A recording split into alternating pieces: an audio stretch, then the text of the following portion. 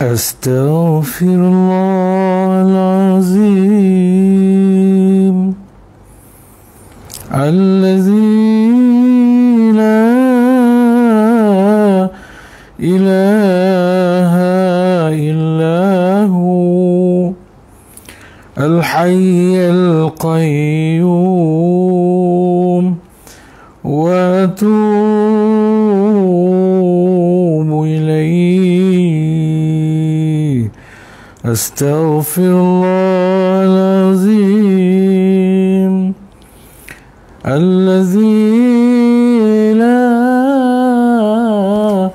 إله إلا هو الحي القيوم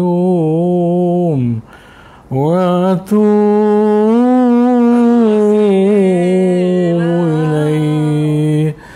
أستغفر الله العظيم الذي لا إله إلا هو الحي القيوم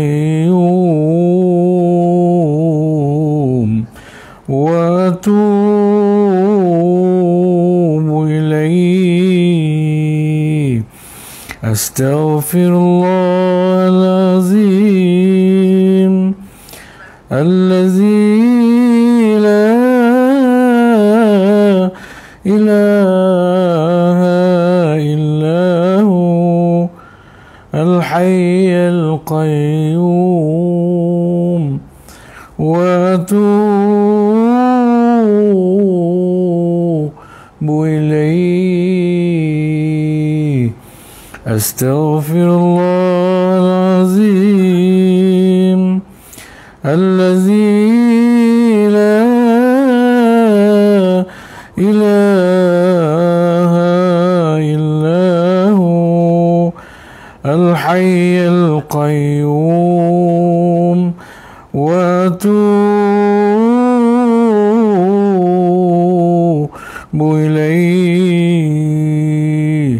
أستغفر الله العظيم الذي لا إله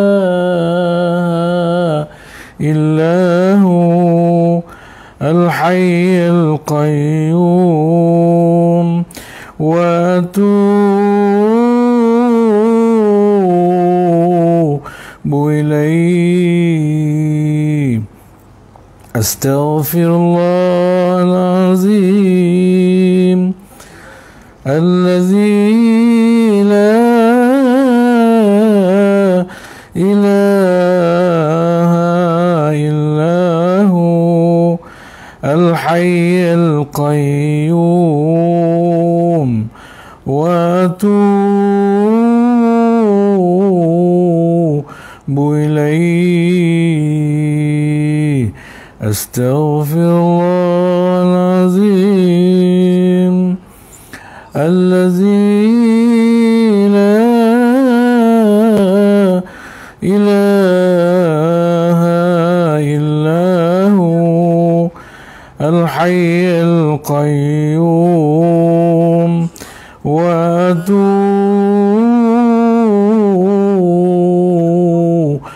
إليه. أستغفر الله العظيم الذي لا إله إلا هو الحي القيوم وأتوب إليه. أستغفر الله العظيم الذي لا إله إلا هو الحي القيوم وأتوب إليه. أستغفر الله العظيم الذي لا إله إلا هو الحي القيوم وأتوب إليه. ربنا ظلمنا أنفسنا وإن لم تغفر لنا وترحمنا لنكونن من الخاسرين. ربنا ظلمنا أنفسنا وإن لم تغفر لنا وترحمنا لنكونن من الخاسرين. ربنا ظلمنا أنفسنا وإن لم تغفر لنا وترحمنا لنكونن من الخاسرين.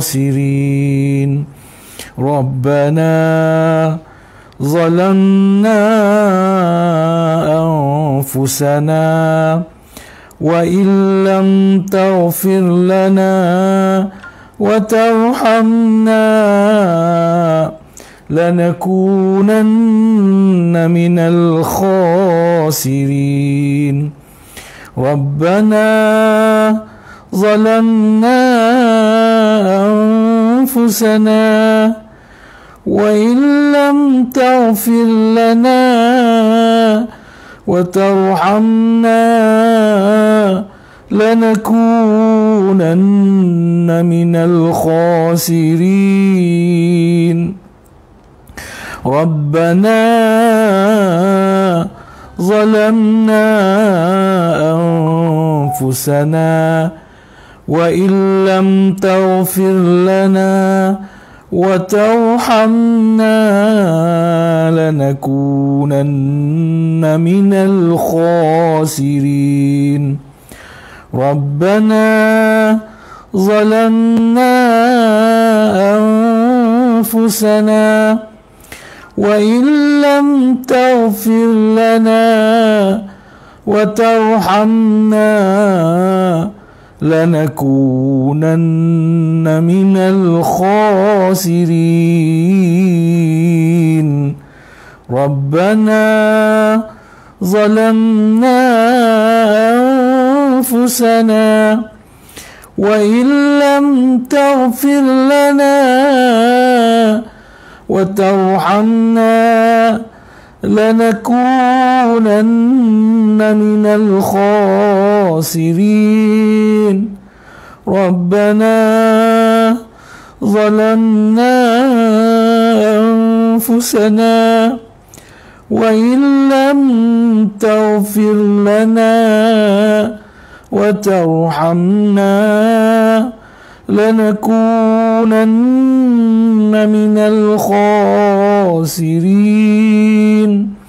ربنا ظلمنا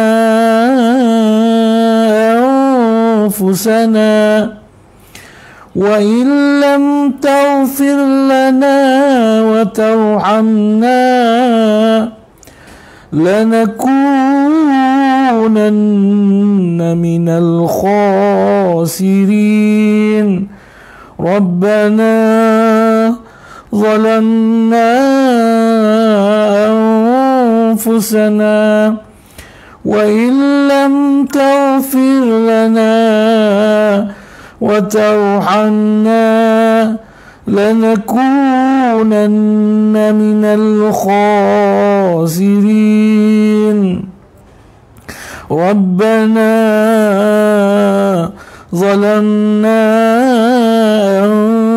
أنفسنا وإن لم تغفر لنا وترحمنا لنكونن من الخاسرين أستغفر الله العظيم الذي لا إله إلا هو الحي القيوم وأتوب إليه.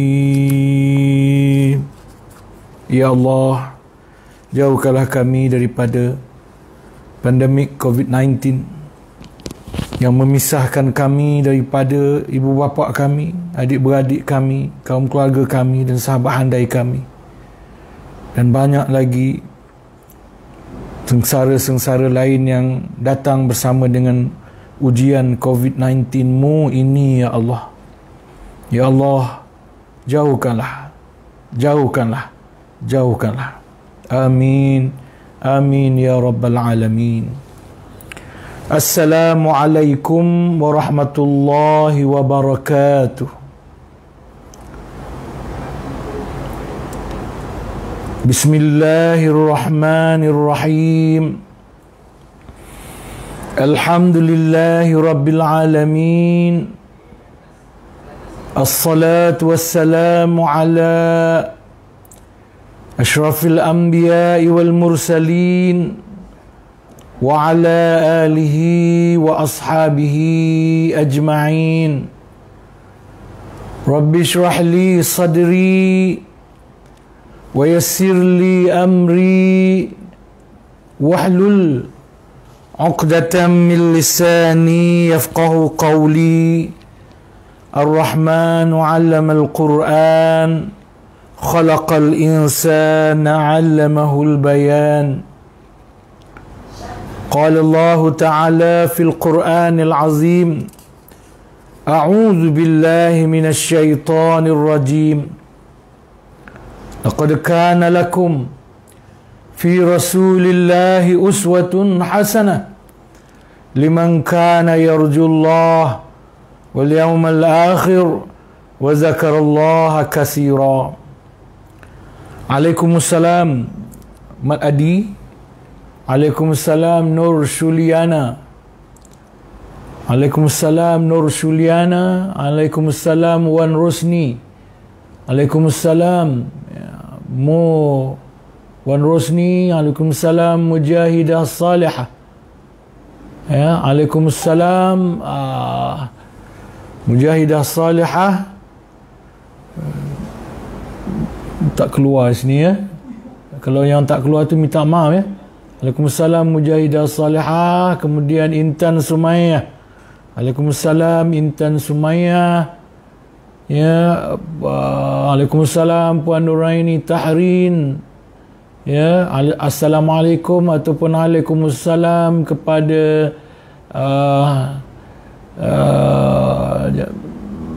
tak keluar nama Puan Nuraini. Puan Nuraini Tarin ya. Puan Nuraini Tarin. Cik Su. Apa? Assalamualaikum dan Waalaikumsalam Cik Su. Dan terima kasih kepada semua yang telah hadir bersama-sama saya petang ini ya. Sama-sama saya petang ini. InsyaAllah kita akan pada malam ni, pada petang ini ya, untuk kuliah Zuhur ini saya akan membawakan kitab Perjalanan Rabbani. InsyaAllah yang saya akan baca secara bersambung-sambung ya, untuk kelas, sebahagian daripada kelas kita ya. Selain daripada pelajaran kelas tafsir, kita juga ada kelas bacaan kitab Perjalanan Rabbani ini ya. Baik. Perjalanan Rabbani ini kita masuk kepada tajuk tajuk yang ketujuh. Dia ada 7 tajuk semuanya ya. Maka ni tajuk yang ketujuh, iaitu amalan harian Rabbani ya. Amalan Rabbani harian, amalan ketuhanan lah ya, harian. Baik. Maka amalan Rabbani harian ini ataupun amalan harian Rabbani ini ya, pertama sekali tentulah salat Di mana perkataan solat dari segi bahasa bermakna doa. Yang solat tu maknanya doa. Sebab tu kalau kita tak berdoa dalam solat, kita rugi. Ada dua tempat sekurang-kurangnya terbaik, sebenarnya semua tempat kita boleh berdoa. Dalam sujud umpamanya kita boleh berdoa, tetapi bagi saya ada dua tempat untuk kita memang sepatutnya kita berdoa dekat situ, iaitu ketika kita membaca Fatihah, khususnya ketika kita menyebut iyyaka na'budu wa iyyaka nasta'in, hanya Engkau kami sembah dan hanya Engkau tempat kami memohon pertolongan. Di situ tempat untuk berdoa. Cuma kata para ulama, dahulukanlah doa-doa yang disusun oleh Allah, iaitu ihdinas siratal mustaqim siratal ladzina an'amta alaihim ghairil maghdubi alaihim waladdallin. Habislah doa yang disusun oleh Allah. Lepas tu kita masukkanlah doa kita dalam hati, itu lebih selamat. Kita minta dalam hati senyap-senyap, kalau kita semayang seorang dirilah, kalau kita semayang berimam tak apa, semayang berjamaah tu sendiri sudah ada kelebihan. Dan sebenarnya kalau kita dah biasa berdoa dalam semayang sendirian kita, maka kalau kita tak sempat nak baca doa masa sembahyang berjamaah tu, sebenarnya semua yang kita biasa, sebenarnya semua yang kita mintakan dalam doa kita selalu tu akan tersimpul. Dalam semayang jamaah kita tu, doa tu akan tersimpul, akan sampai juga. Jadi yang penting kita kena selalu berdoa. Tempat kedua kita kena berdoa dalam solat ni, tempat yang dia banyak tempat lah, saya nak menonjolkan dua tempat. Tempat kedua ialah ketika duduk antara dua sujud. Di situ terkandung doa-doa yang penting, doa-doa yang melibatkan duniawi sehinggalah ke ukhrawi, iaitu Rabbighfirli, ya Allah ampunkanlah aku, warhamni, sayangilah aku, kasihlah aku, wajburni, peliharalah aku daripada bahaya malapetaka, dan perbaikilah diri aku. Wajburni itu ada dua permintaan, wajburni warfa'ni, angkatlah aku, muliakanlah aku di mata manusia, jangan jadi hina, warfa'ni warzuqni, dan rezekikanlah aku, berikanlah aku rezeki dunia, rezeki di akhirat terutamanya syurga, wahdini, berilah aku petunjuk hidayah atas dunia ini, berilah aku panduan untuk mengendalikan kehidupanku di dunia ini, wa'afini, dan sihatkanlah tubuh badan aku, sihatkan tubuh badan aku, wa'fu anni, dan ampunkanlah aku. Apa beza Rabbighfirli dan warhamni? Rabbighfirli tu maknanya Tuhan ampunkan kita, tapi dosa tu Tuhan masih ingat. Macam kita lah, kita maafkan orang buat dosa kita, tapi kita masih ingat kejahatan yang dibuat pada kita. Tapi kalau wa'fu anni itu kita maafkan dia dan kita lupa dah, tak ingat. Kita tak ingat langsung dah kesalahan yang dia buat pada kita. Jadi itulah bezanya ighfirli dengan wa'fu anni. Jadi maknanya kita kena berdoa dalam solat, sebab solat itu adalah doa, sebenarnya. Tapi jangan pula lepas solat tak berdoa. Lepas solat adalah fadilat dan keutamaan untuk berdoa. Mukhul ad-du'a, mukhul ibadah. Doa itu adalah otak kepada ibadat. Jadi kena doa juga lepas tu. Tapi tak berdoa pun tak apa, tak berdosalah, tak batal solat. Cuma rugilah kalau tak berdoa. Adapun dari segi istilah syarak, solat merupakan perbuatan-perbuatan dan ucapan-ucapan yang dimulakan dengan takbir dan diakhiri dengan taslim. Takbir tu Allahu Akbar, dan diakhiri dengan ucapan salam. Taslim tu salam, Assalamualaikum warahmatullahi, dengan syarat-syarat tertentu. Solat tu adalah syarat dia, tak boleh bergerak, tak boleh makan, tak boleh minum, ada 13 rukun dan seumpamanya. Dan solat ini terbahagi kepada solat fardu dan solat sunat. Baik, kita pergi kepada solat fardu dulu. Solat fardu yang 5 waktu, Ya, solat fardu yang 5 waktu. Okey. Solat fardu yang 5 waktu merupakan tiang agama dan ibadat yang penting. Ya. As-salatu imaduddin, ya. Imam Tabrani di dalam Mu'jam Al-Awsat dan Al-Diya telah meriwayatkan daripada Anas radhiyallahu anhu bahawa Rasulullah sallallahu alaihi wasallam bersabda, awwalu ma yuhasabu bihi al-'abdu yawm al-qiyamati as-salah fa in salahat salaha lahu sairul 'amali wa in fasadat fasada lahu sairu 'amalihi.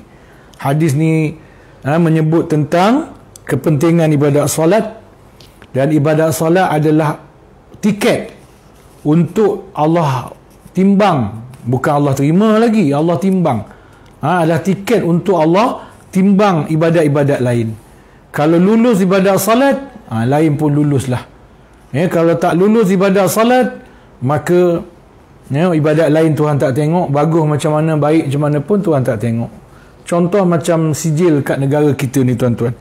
Sijil paling penting kat negara kita ni SPM. Kita pergilah Mesir, pergilah Jordan, pergilah Amerika ke.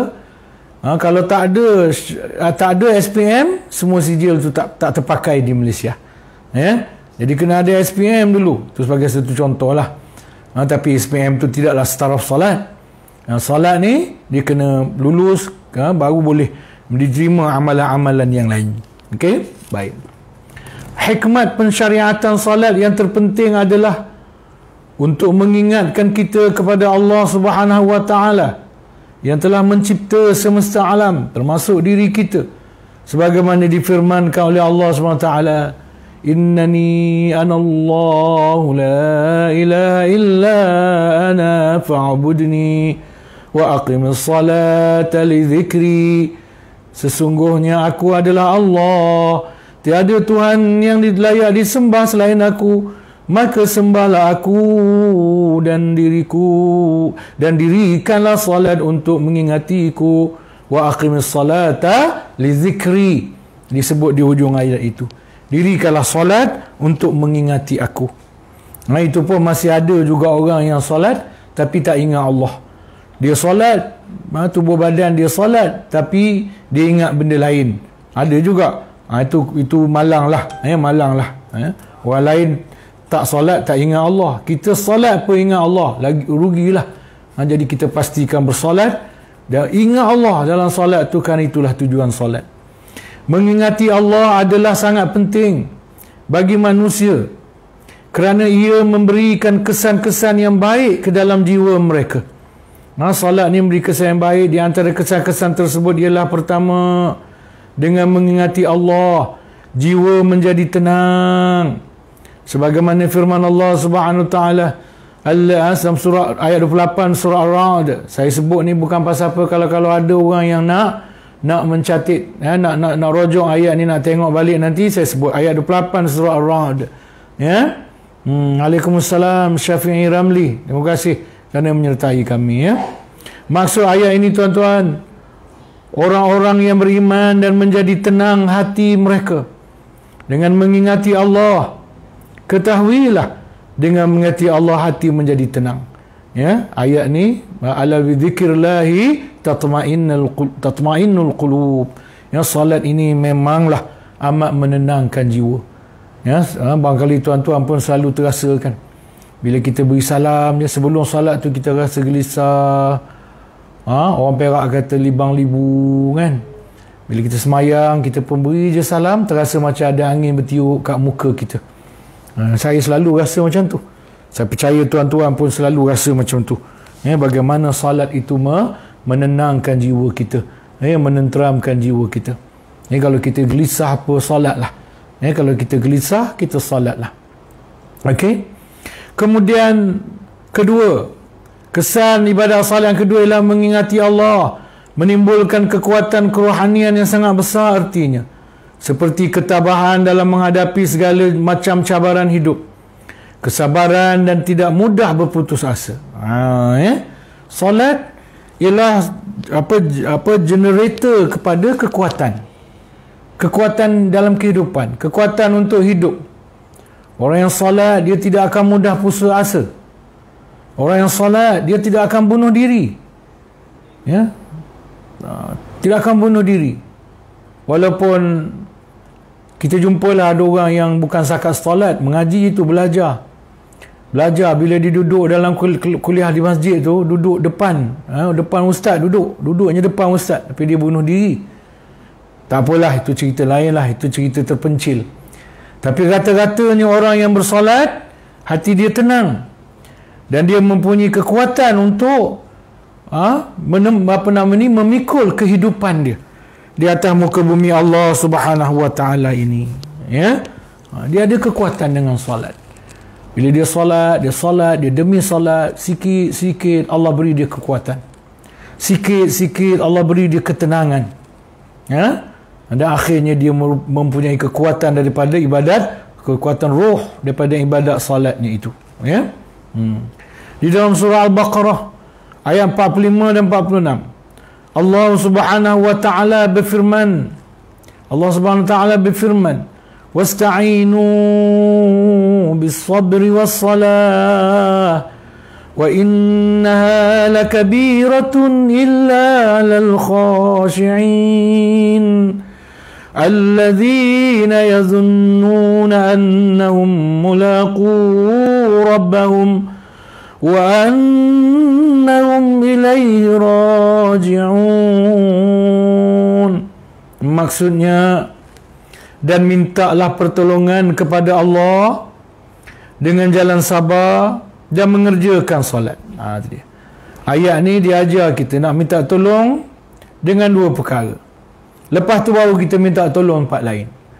Lepas tu baru jumpa kawan, jumpa menteri, jumpa tok ketua, jumpa YB ke apa ke pulang. Tapi sebelum itu semua kita minta tolong dengan dua perkara kerana ini diperintahkan oleh Allah SWT. Apa dia? Pertama, kita kena minta tolong dengan jalan sabar.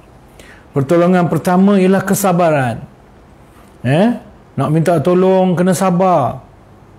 Kita tak boleh, memang kita nak minta tolong ni kena sabar. Misalnya kita dah lambat.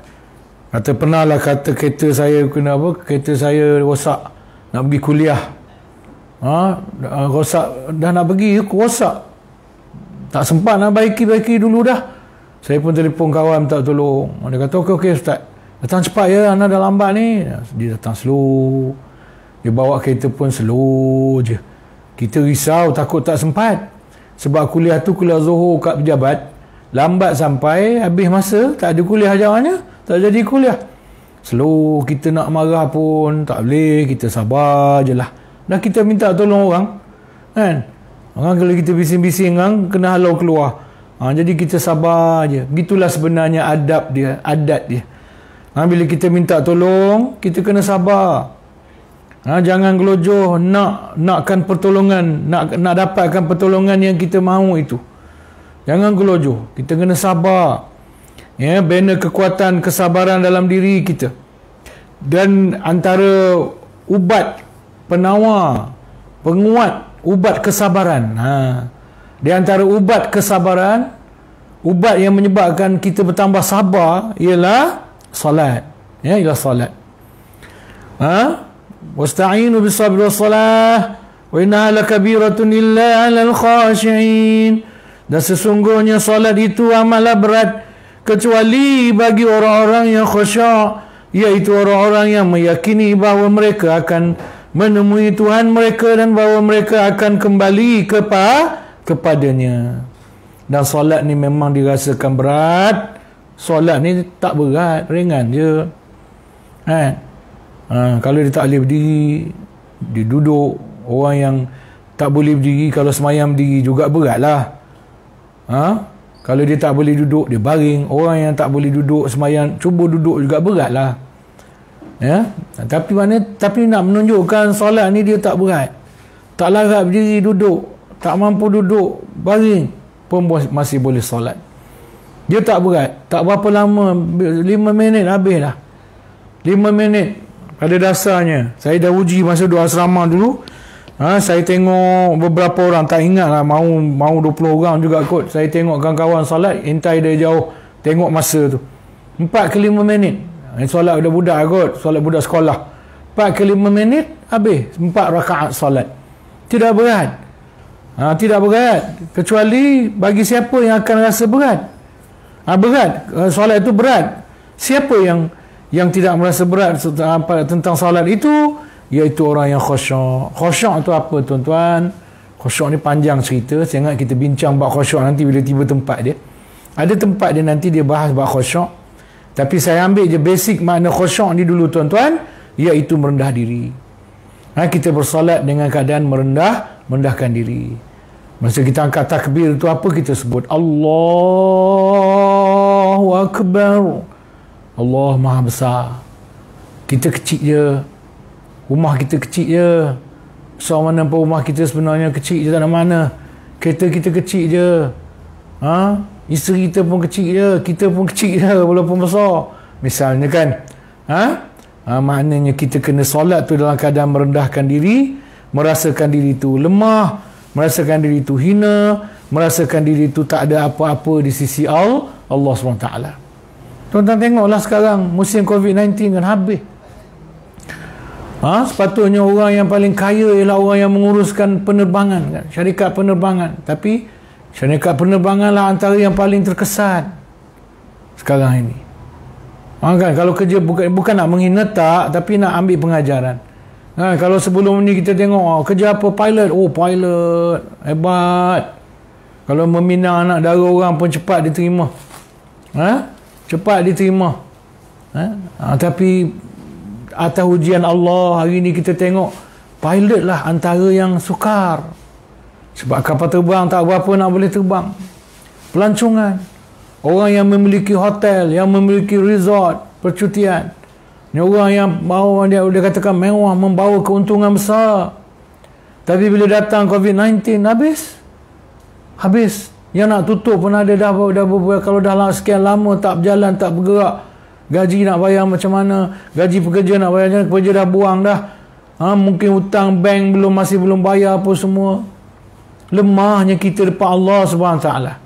Walaupun kita tokeh hotel yang besar, walaupun kita tokeh syarikat penerbangan, walaupun kita begini, tetapi ada masanya kita akan insaf bahawa kita ni lemah sebenarnya. Kalau ada orang yang belum lemah tu, Allah belum nak tunjuk dia. Kan? Ada orang kata musim Covid ni ramai yang terkesan. Tetapi ada juga sebaliknya, oleh kerana musim Covid, pendapatan dia lebih besar. Terutamanya orang yang membuat bisnes yang melibatkan pengantaran dan sebagainya, umpamanya misalnya. Kan? Itu akan pendapatan dia akan lebih baik di musim Covid ini. Kalau ada orang yang tidak terkesan di musim Covid ini, itu kerana Allah belum nak uji dia, ataupun mungkin sebelum ini dia teruji. Jadi kita kena ingat, hebat mana pun kita tuan-tuan, kalau Allah nak hina kita, Allah boleh hina kita, Allah boleh buat kita terasa sebagai insan yang paling lemah, insan yang terasa sangat lemah di atas muka ni. Sebab tu bila kita nak salat, khusyukkan diri kita. Maksudnya rendahkan diri kita. Kita ambil khusyuk mana tu dulu, ambil makna basic dulu. Kita rendahkan diri kita serendah-rendahnya di hadapan Allah. Sebab tu kalau boleh gelang-gelang tangan emas rantai perak tu buka dulu. Kan? Jangan masa angkat takbir tu dengar bunyi gelang tangan keruting. Kan? Hilang rasa khusyuk, rasa tawaduk. Gelang ni 10,000 harga ni, jangan buat main. Cicir rata-rata ni rugi besar 10,000 ni. Dah besar diri dalam solat. Masa dia sujud, dia ternampak pula cincin dia, umpamanya. Jadi kalau benda tu mengganggu, buka lah. Ada dibincang nanti bab nak khusyuk solat. Baik. Waalaikumsalam Ghazali Arsyad. Waalaikumsalam Wan Rosni. Terima kasih Wan Rosni. Ghazali Arsyad. Baik. Okey. Ketiga, kesan daripada solat yang ketiga, iaitu mengingati Allah, menimbulkan perasaan syukur dan redha. Mengingati Allah menimbulkan perasaan syukur dan redha. serta menghilangkan perasaan gelisah, keluh kesah, kedekut dan tamak. Tu dia. Makna boleh kata hampir setiap sifat-sifat buruk, sifat-sifat keji dia akan buang. Solat akan kikis. Solat ni ibarat bros, solat ni ibarat sabun. Dia akan kikis sifat-sifat buruk yang ada dalam hati kita, dalam diri kita, dan dia akan gantikan. Dan solat ni pula ibarat zat makanan. Dia akan buang benda-benda kotor dalam usus kita, tetapi dia gantikan dengan zat. Dia datangkan zat. Dalam bahasa lain, dalam jiwa, dia mendatangkan sifat-sifat yang baik. Dia buang sifat sombong. Dia buang sifat tamak, dia gantikan dengan sifat syukur, ataupun sifat redha. Ya, dia buang sifat gelisah, dia datangkan sifat tenang. Dia buang sifat kedekut, dia datangkan sifat pemurah. Ya, jadi kalau kita jenis kedekut, kan, kita sedar kita kedekut, tapi tak mengakulah kita kedekut. Kan, orang kedekut ni dia tak mengaku dia kedekut, tapi sedar dalam hati tu, dalam hati kecil tu sedar, kedekut sebenarnya aku ni, tai hidung masin sebenarnya aku ni. Jadi kalau kita sedar kita kedekut, kita nak ubati diri kita, banyakkan solat. Dalam hal ni banyakkan solat sunat. Kalau solat-solat wajib tu masih kedekut lagi, perbanyakkan solat sunat, perbanyakkan. Perbanyakkan. Nak baca niat apa ustaz? Niat mutlak tak apa, salih sunatul mutlak pun boleh. Usaha nak sunat yang taubat ke sunat apa ke tak apa, buatlah. Tapi dahulu kalau yang lebih afdal, solat sunat qabliyah, ba'diyah, itu solat sunat yang paling utama dulukan, berbanding solat sunat yang lain. Perbanyakkan untuk merawat hati kita. Baik. Sebagaimana firman Allah Subhanahu wa taala, A'udzu billahi minasyaitonir rajim. Innal insana khuliqa halu'a. Idza massahu asy-syarru jazu'a. Wa idza massahu al-khairu manu'a. Illa al-musallin alladzina hum ala salatihim daimun.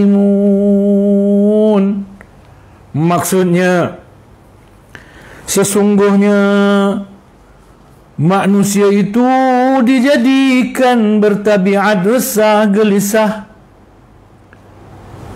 Ditafsirkan di sini bakhil dan kedekut. Apabila ia ditimpa kesusahan, ia sangat resah gelisah, dan bila beroleh kesenangan, ia sangat bakhil kedekut. Bila dia susah, tak ada pendapatan, niaga tak untung, gaji tak dapat, gelisah dia, tak senang hati dia, tak tidur dia malam. Tapi bila dia untung, bila dia senang, dia kedekut. Ini barangkali Allah uji ni. Sebenarnya COVID-19 ni Allah uji, tuan-tuan. Kan, berapa ramai orang yang dulunya duit banyak melimpah-limpah, perniagaan maju, duit melimpah-limpah, tiba-tiba Tuhan datang ke COVID-19, habis jatuh perniagaan. Wa'iyazbillah, tu sampai tahap tutup perniagaan. Moga-moga janganlah, bertahanlah sehingga suasana pulih. Tuhan nak tegur, ketika aku bagi kau banyak, aku bagi kau untung yang banyak, kau lupa diri, kau hanya berseronok-seronok untuk diri kau sahaja, bersenang-senang, bermewah-mewah untuk diri kamu. Kamu lupa untuk membelanjakan harta pada jalan Allah, untuk jalan Islam, untuk menolong orang yang susah, untuk membangunkan agama. Allah tegur. Allah tegur. Berazamlah. Apabila Allah pulihkan suasana ini, bagi yang jatuh sekarang ini, berazamlah. Apabila Allah pulihkan suasana, maka bila suasana pulih balik, rezeki kita melimpah balik, kita tidak akan lupa untuk bersedekah, berhadiah dan belanjakan harta pada jalan Allah SWT. Dan bagi yang tidak jatuh, maka teruskanlah bersedekah, teruskanlah membelanjakan harta pada jalan Allah, bagi yang bertambah-tambah pula duit, keuntungan di musim COVID-19 ini, ya, bagi yang bertambah-tambah pula pendapatan dia di musim COVID-19, maka bertambah-tambah pula dia melimpahkan hartanya untuk memberi pertolongan, kerana musim ni ramai yang perlukan pertolongan, ya, ramai yang susah, kan, ramai yang perlukan pertolongan. Jadi kita pula yang ada kelebihan ni, bantulah. Dan sebenarnya nak menolong orang, jangan tunggu banyak duit, ya, jangan tunggu banyak duit. Nak tolong orang, bagi je berapa yang kita boleh bagi. Sebenarnya Tuhan akan tambah duit yang kita ada, Tuhan akan tambah. Sebab itu janji Tuhan, man yuqridullaha qardan hasana fayudha'ifahu lahu adha'afan katsira. Siapa yang memberi pinjaman pada Allah, maka Allah akan ganti dengan gantian yang berlipat ganda. Allah akan ganti apa yang dia belanjakan pada jalan Allah itu dengan lebih baik dan berlipat ganda. Dan berlipat ganda gantian dia. Ada ayat Quran Allah kata Allah ganti 10. Bagi satu Allah ganti 10. Bagi RM1 Allah ganti RM7. Ada ayat Quran kata bagi RM1 Allah ganti RM700. Dan ada ayat-ayat tadi yang saya baca, bagi RM1 gantian dia tak ada had, tak ada batas, melimpah ruah, ya. Jadi kita berazamlah kepada Allah Subhanahu wa taala, ya. Bila ditimpa iza massahu syarru jazua wa iza massahu khairu manu'a illa al-musallin. Ayat ni kata, kecuali orang yang salat. Orang yang salat dia maintain. Orang yang salat dia statik, dia tetap. Orang yang salat dia istiqamah. Ketika dia senang dia bersyukur, ketika dia susah dia sabar. Orang yang bersalat dia tenang dalam apa keadaan pun. Dalam keadaan susah atau dalam keadaan yang senang. Dalam keadaan susah dia tidak gelisah, dalam keadaan senang dia tidak lupa diri. Ini orang salat. Illal musallin alladzina hum ala salatihim daimun. Tapi kesan ini, kesan salat yang seperti ini tuan-tuan, kesan salat yang seperti ini akan boleh diperolehi apabila kita berterusan dengan salat itu, daimun. Ya, kita berterusan salat, bukan salat macam biskut chip semua. Kadang-kadang salat, kadang-kadang tidak. Ya, apatah lagi semayang 5 waktu. Salat sunat pun jangan macam biskut chip semua. Biar sedikit tetapi sentiasa. Itu dia. Salat sunat ni biar sedikit tetapi sentiasa. Buat maintain sikit-sikit tapi buat. Cuma dan bila jumpa waktu terluang sangat, buat banyak-banyak, ambil peluang. Kan, contoh selama ni kita buat salat sunat 2 rakaat setiap malam. 2 rakaat setiap malam. Kena PKP. Tiba-tiba kita kena PKP. Kerja tidak apa, tidak duduk rumah. Duduk rumah je. Sampai bosan duduk rumah. Masa tu tingkatkanlah salat sunat kita. Perbanyakkanlah. Sebab ada masa lapang dan terluang. Ya. Baik. Ya. Terima kasih Wan Rosni. Ya. Dan Arima terkasih. Ya, dan mereka kata almat terkasih juga, terima kasih, ya. Baik, kemudian yang keempat, kesan-kesan daripada solat tadi. Yang keempat, mengingati Allah berarti mengingati segala perintah dan larangannya. Maka ia mendorong kita untuk sentiasa melakukan kebaikan-kebaikan yang diperintah dan menjauhi segala macam kejahatan dan kemungkaran yang dilarangnya. Ini kekuatan untuk buat baik. Dan solat membina kekuatan untuk buat baik. Solat juga membina kekuatan untuk meninggalkan kejahatan. Solat membina kekuatan untuk membuat kebajikan, pahala, ibadah. Solat juga membina kekuatan untuk kita meninggalkan maksiat dan dosa. Solat ni kekuatan. Lebih-lebih lagi meninggalkan maksiat dan dosa. Kita selalu dengar firman Allah, auzubillahi minasyaitonirrajim. Inna salata tanha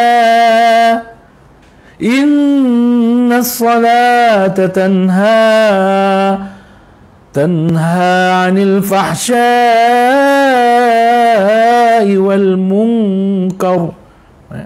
Ini ayat ni kita main mulut dah, orang Islam Melayu ni main di bibir mulut dah. Sesungguhnya salat itu mencegah si pendirinya daripada melakukan fahsya dan mungkar. Itu janji Allah sendiri. Kalau kita sedar kita banyak melakukan maksiat, kita nak tinggalkan maksiat tapi kita tidak ada kekuatan, dirikanlah salat dan perbanyakkanlah ibadat salat. Perbanyakkan ibadat salat. Baik.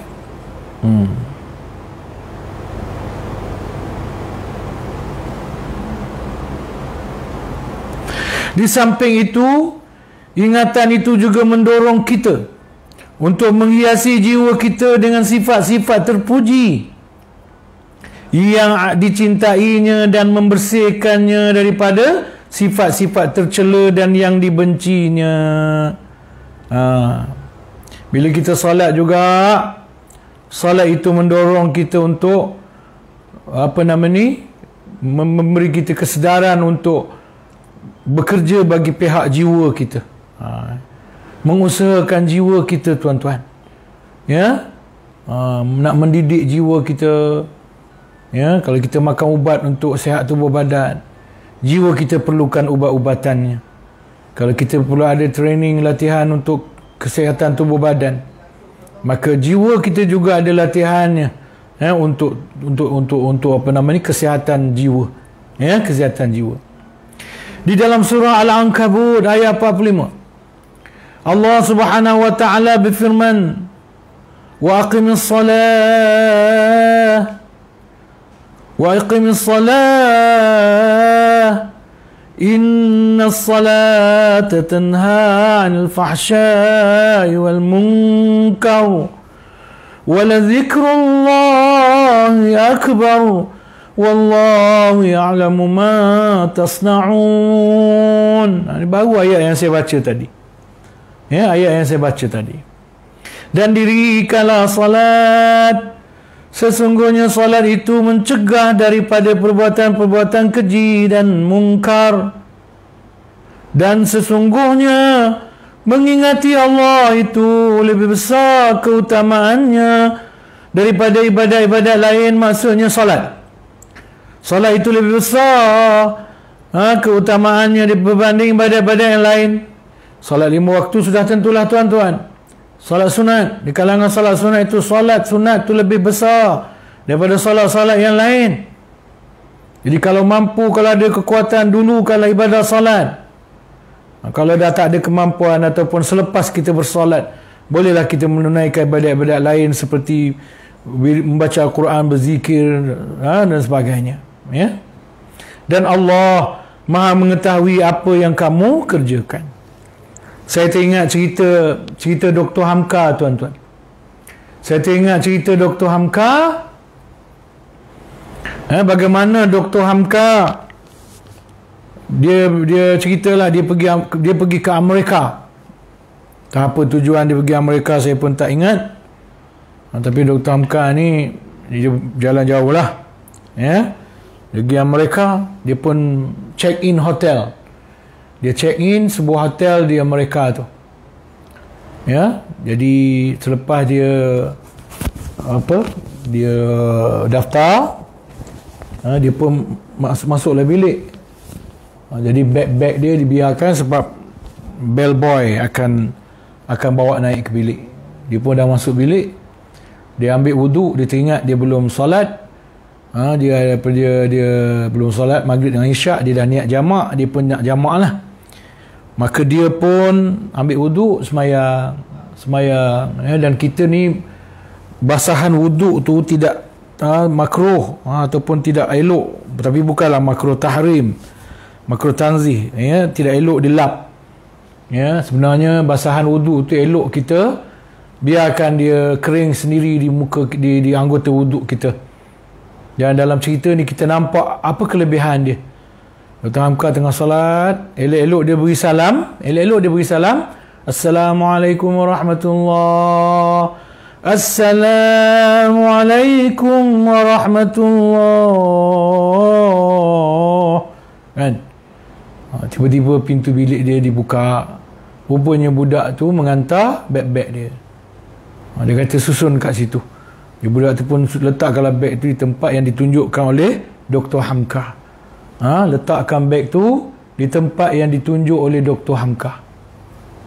Lepas tu budak tu tanyalah, ada apa-apa lagi tuan? Ada apa-apa khidmat perlu lagi? Apa pertolongan yang diperlukan lagi? Dr. Hamka kata, saya kira tak ada apa-apa dah. Kemudian budak tu tanya satu soalan yang tak dijangkau oleh Dr. Hamka. Apa soalan dia tanya, tuan-tuan? Apa soalan dia tanya? Dia kata, tuan perlukan teman tidur malam ni? Dia kata, tuan perlukan teman tidur malam ni? Maknanya pelacur lah tu. Dia tanya. Pelacur lah tu. Dr. Hamka kata apa, tuan-tuan? Dr. Hamka berterus terang dan jujur. Dia kata sebagai orang yang masih muda pada masa itu, terlintas juga di hati saya. Masih muda yang nafsu masih membuak-buak, terlintas juga di hati saya. Tetapi lintasan itu tidak jadi dosa lagi lah. Sekadar lintasan. Terlintas di hati saya. Saya pun berfikir aku ni di Amerika. Aku di Amerika. Jadi tak siapa kenal aku. Kalau aku di Malaysia ke di Indonesia ke, ramai orang kenal aku. Itu Pak Hamka.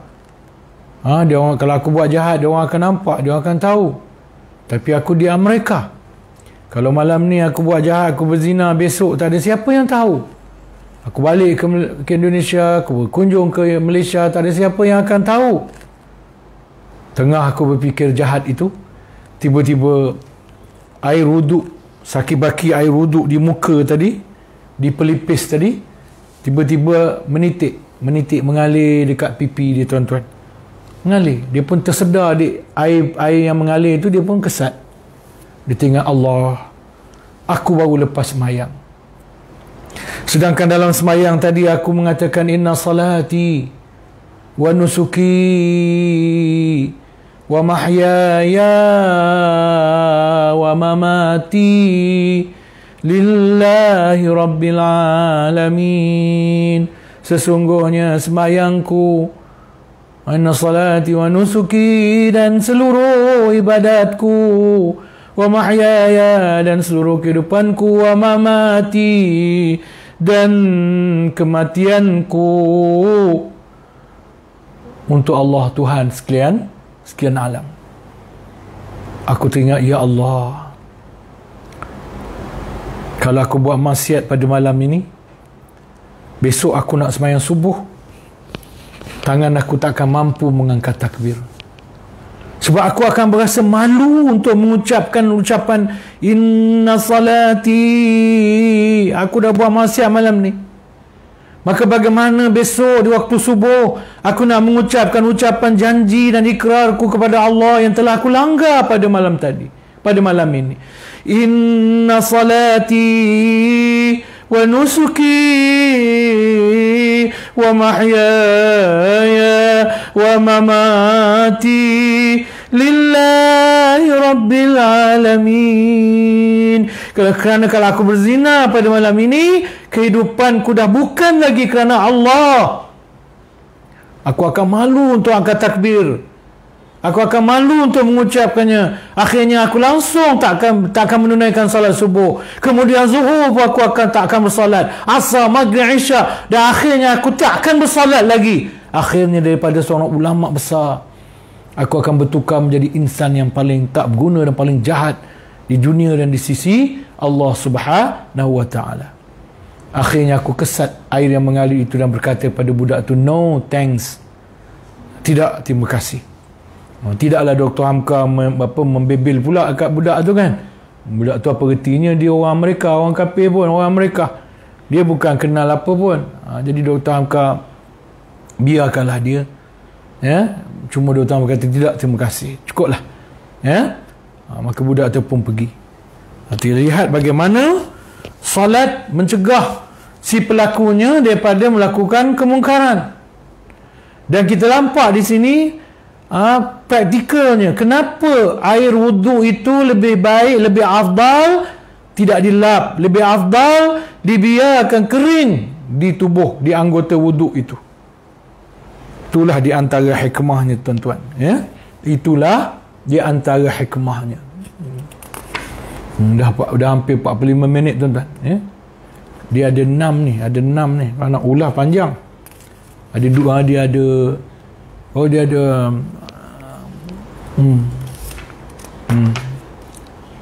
ya, dia ada 2 lagi. Dia ada 2 lagi apa nama ni? Dia ada 2 lagi kesan-kesan solat ataupun kesan-kesan daripada mengingati Allah. Dia ada 2 lagi, saya ingat. Okeylah tu, kita berhentilah, ya, kat sini, tuan-tuan. Sebab yang ke-6 ni huraian dia panjang, ya. Huraian panjang. Huraian panjang termasuk rasa tak silap saya khusyuk, ya. Yang ke-6 ni lah dia membawa masalah khusyuk. Apakah khusyuk, apakah cara-cara nak khusyuk dalam solat, dibawa pada penam ni. Saya ingat kita tinggalkanlah dulu, insya-Allah kita sambung, ya. Dalam pertemuan akan datang, tuan-tuan dan puan-puan selalulah tengok Facebook saya untuk mengetahui jadual kuliah saya, ya. Bila saya nak buat kuliah tu sehari mungkin saya akan maklumkan, tapi ada kalanya kalau nak buat ada kalanya saya terus buat je. Kadang-kadang masa tak mengizinkan, kan. Jadi tuan-tuan perhati-perhatilah selalu, insya-Allah, jadual kuliah live online yang saya nak buat di sini, insya-Allah, terutamanya musim PKP ni, ya. Kalau tak PKP pun nanti saya akan curi-curi jugalah masa, walaupun sibuk di luar pun kali nanti, tapi di luar pun akan ada live dia juga. Kemudian di rumah, live di rumah pun saya akan terus kekalkan juga, insya-Allah, tuan-tuan, ya. Jadi kuliah-kuliah kita tu tafsir surah Al-Waqi'ah, ya. Kemudian tafsir An-Naba ikut kepada jadual surau apa nama ni, surau Al-Muhajirin SU3, ya. Surah At-Takwir ikut pada jadual surah Al-Furqan, ya. Fasa 2 Puncak Alam, insya-Allah. Jadi untuk petang ni kita berhenti setakat tu. Kita jumpa lagi, tuan-tuan, insya-Allah, ya. Kita jumpa lagi, ya, dengan kita sama-sama apa nama ni membaca sedikit doa. Kita banyakkan istighfar, tuan. Kita istighfar sikit, ya. Kita istighfar sikit. Sebab ada ayat Quran menyebut wa ma yu'adzibahum, ya. Ada ayat Quran menyebut dan hadis Nabi juga, ya. Allah tidak mengazab satu kaum itu kerana dalam kaum itu ada golongan yang beristighfar, ataupun Allah mengangkat azab daripada satu kaum itu kerana ada yang beristighfar dalam kaum itu, yang insaf di atas dosa mereka dan mau kembali kepada Allah. Tuan-tuan, ya, COVID-19 ni ada orang minta, ya Allah, pulihkanlah balik. Dia kerja jual ikan, maka terganggu jualan ikan dia. Dia kerja jual kain, jual baju, terganggu perniagaan dia, ya. Terganggu dia. Sebab tu dia minta supaya Allah pulihkan balik, supaya dia boleh berniaga balik. Ada orang pula dia buat maksiat, pekerjaan dia maksiat, ya. Pekerjaan dia menyanyi, berkinja-kinja, tepuk tampar, ya, bergaul bebas, mendedahkan aurat. Dalam pekerjaan dia ada perkara mendedahkan aurat, pun terganggu oleh COVID-19. Dia pun nak juga, ya Allah, engkau hindarkanlah kami dari COVID-19, pulihkanlah kami. Sebab apa pulih? Sebab dia nak balik pada kerja maksiat dia. Ini silap. Ini yang masalah ni, ya. Ini yang masalah. Jangan minta kita pulih daripada COVID-19 supaya kita dapat kembali semula kepada maksiat yang kita buat. Tengok contoh macam perancangan apa tu yang juri sampai 50 orang tu, ya Allah. Kematian beribu jangkitan naik beribu-ribu, kematian bertambah, kita duduk lompat-lompat, kinja-kinja, tak takut dengan Allah. Itu sebab apa? Sebab tak takut dengan COVID-19, tak takut dengan Allah, takut dengan COVID-19. Ya, kita biar takut dengan Allah, bukan takut dengan COVID-19. Takut dengan Allah, bukan takut dengan COVID-19. Kalau takut dengan COVID-19 itu datang juga. Takut dengan Allah, takut dengan COVID-19. Mesti berserta dengan, ataupun didasarkan kepada takut kepada Allah. Jangan hanya kepada takut COVID-19 tapi tak takut Allah. Ini salah ni. Takut Allah dan takut juga COVID-19 atas aspek pelaksanaan, kerana ia macam kita takut rumah terbakar, kita lari. Atau asal lari, takkan takut api kot. Takut Allah, jangan takut api. Tak. Kita bukan takut api, tapi Tuhan menjadikan adat api itu boleh membakar. Maka kita takut api. Tapi sebenarnya kita takut Allah Subhanahu wa ta'ala. Jadi tuan-tuan, insya-Allah kita berhenti setakat tu. Ya, kita baca sikit doa. Bismillahirrahmanirrahim. Kita dah istighfar tadi kan sebelum bermula kita dah. Sebab tu saya siap lagi nak mula kuliah, saya istighfar dulu banyak-banyak. Ya, untuk itulah tujuan dia ya. Bismillahirrahmanirrahim. Alhamdulillahi rabbil alamin.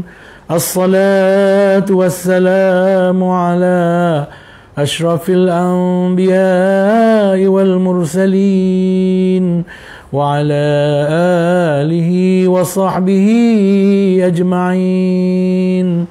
Allahumma ij'al dinana dinan Nabi Muhammad sallallahu alaihi wasallam wa islamana islamal muslimin wa imanana imanal mu'minin wa a'malana a'malas salihin wa niyatana niyatal mukhlisin wa dhunubana ya Allah dhunubal mustaghfirin. Allahumma inna Allahumma inna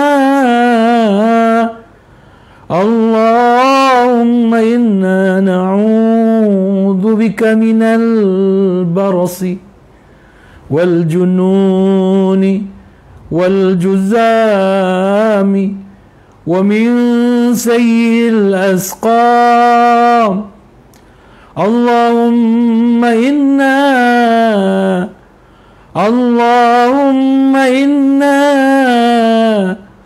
na'udzu bika min coronavirus. Allahumma inna na'udzu bika min coronavirus. Allahumma inna na'udzu bika min coronavirus. Allahumma inna na'udzu bika minal barasi wal jununi wal juzami wa min sayyi'il asqam. Ya Allah, jauhkanlah kami daripada pandemik COVID-19 ya Allah. Sudah 2 tahun dah ya Allah kami ditimpa ke pandemik yang benar-benar menguji kami ni ya Allah. Antara ujian terbesar kami ya Allah, yang sangat kami sesalkan. Yang kami sesalkan yang lain-lain tu tak apalah juga ya Allah, walaupun berat juga, tetapi ujian yang paling kami sesalkan ialah COVID-19 ini memisahkan kami ya Allah. Memisahkan kami daripada ibu bapa kami yang jauh, terutamanya yang jauh di kampung. Memisahkan kami dengan adik-beradik kami walaupun kadang-kadang berdekatan duduknya. Memisahkan kami dengan ahli keluarga kami. Memisahkan kami dengan sahabat handai, rakan dan taulan, sehingga menjadi rindu di antara satu sama lain. Malah ya Allah, perpisahan ini bukan sahaja dengan suatu janji bahawa akan bertemu selepas pandemik pulih, tapi kadang-kadang ia mengakibatkan perpisahan yang berterusan ya Allah, yang kekal. Umpamanya aku dan arwah adikku ya Allah terpisah sejak COVID-19 lagi, tak jumpa, tak bertemu.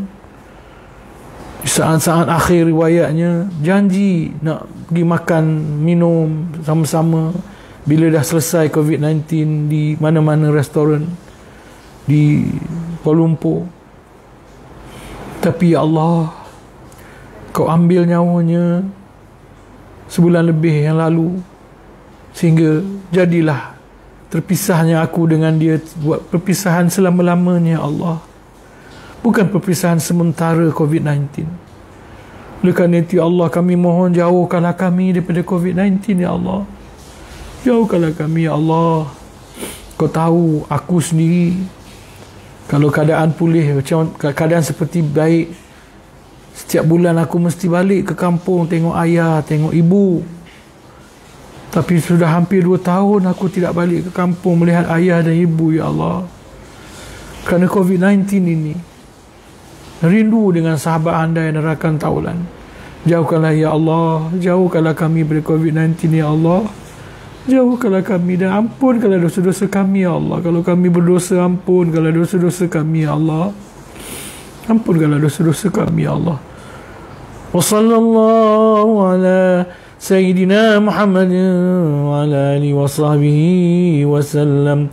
Walhamdulillahi rabbil alamin. Taqabbalallahu minkum. Terima kasih terima kasih ni ya, Kamaliah Muhammad. Terima kasih Wan Rosni. Terima kasih Ghazali Arsyad, Syafi'i Ramli, Puan Nuraini Tahrin, Intan Sumaya, Cik Su, Puan Nuraini Intan Mujahidah Salihah. Dan kalau ada nama-nama yang tak terkeluar tu, minta maaf ya. Kemudian Mat Adi juga terima kasih kerana sebagian besar daripada tuan-tuan bersama saya sejak daripada awal kuliah lagi, insya-Allah ya. Dan di samping ramai lagi lah yang dia masuk keluar dan sebagainya, insya-Allah. Jadi tuan-tuan, kita berhenti setakat tu untuk petang ini. Kita sudahi dengan lafaz wabillah. Jumpa lagi. Wabillahi taufiq wal hidayah. Wassalamualaikum.